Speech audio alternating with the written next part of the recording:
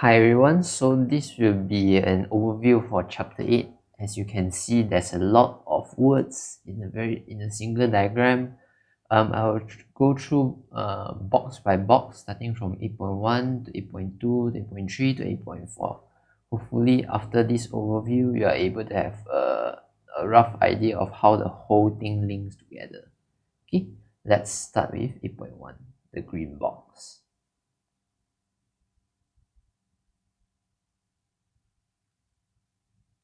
Okay, 8.1 is on rotational kinematics. We have gone through it in the lecture. So basically, I would like to emphasize these are the few formulas that we use. So just be clear on what are the formula used for. They are having different purpose, so don't mix them up. Okay, I believe you have learned these things, these four equations. These four equations is similar to the four kinematic equations last time, but be careful that these four kinematic equations is only usable for a very specific case, which is when the angular acceleration is constant. Only under this situation you are able to use these four kinematic equations. Okay, when I'm marking your paper for chapter 2, I find a lot of students like to use this formula as well. But you have to be very careful. Actually, this formula is only valid when you're finding for average value. Same for this formula. It's only valid if you're finding average value. Okay, because you're assuming this is finding gradient. If you're finding gradient for a duration, you assume that the graph is straight. Therefore, you are assuming an average value actually. Only under the situation where the angular velocity is uniform, the average value will be equal to the instantaneous value. At this point, you see that the average hilang already. Okay, the average disappear because you are under uniform velocity. Only under this specific situation, the average angular velocity is equal to the instantaneous angular velocity. Okay, the average will equal to the instantaneous. Okay, the same case for alpha, for angular acceleration. Only when the angular acceleration is constant, you are allowed to use this formula for instantaneous acceleration. If not, this formula is actually just representing average angular acceleration.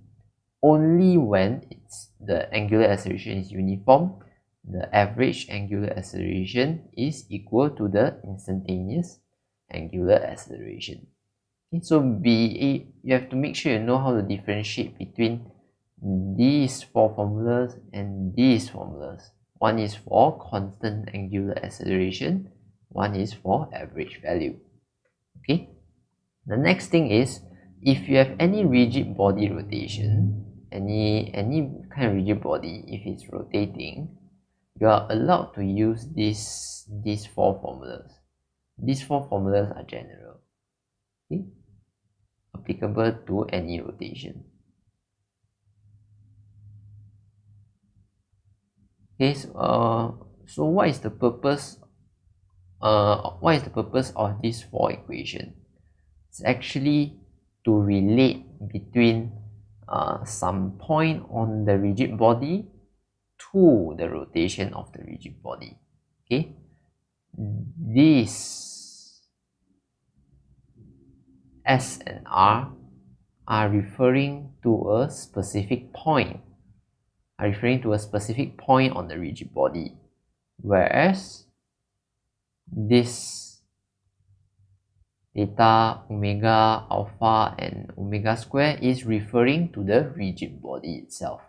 Okay, so to make you understand what is this equation as meaning, I constructed these two sentences below. Okay, this is what I have constructed. Okay, let's say a rigid body is rotating with an angular velocity of omega.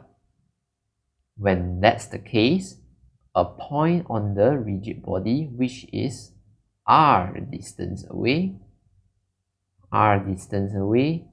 from the axis of rotation is moving with a velocity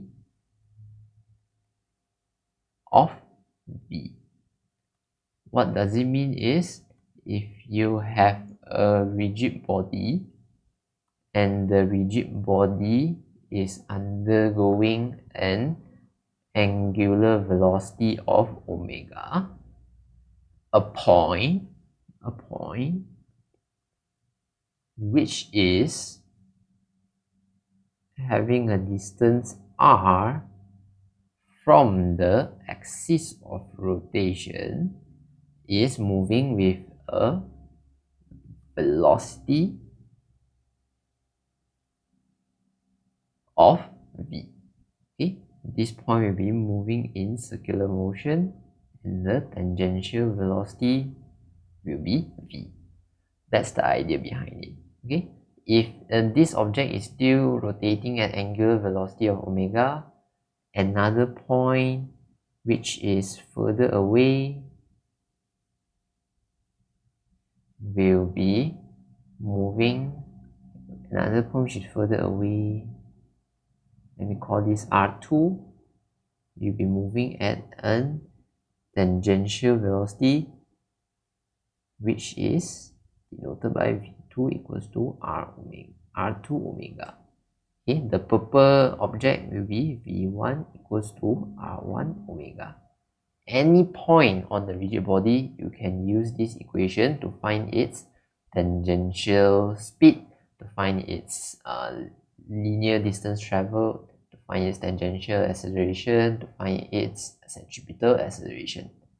So you can use this to find these four things for any point on a rigid body, provided you know the angular displacement, the angular velocity, the angular acceleration, and angular velocity of the rigid body itself.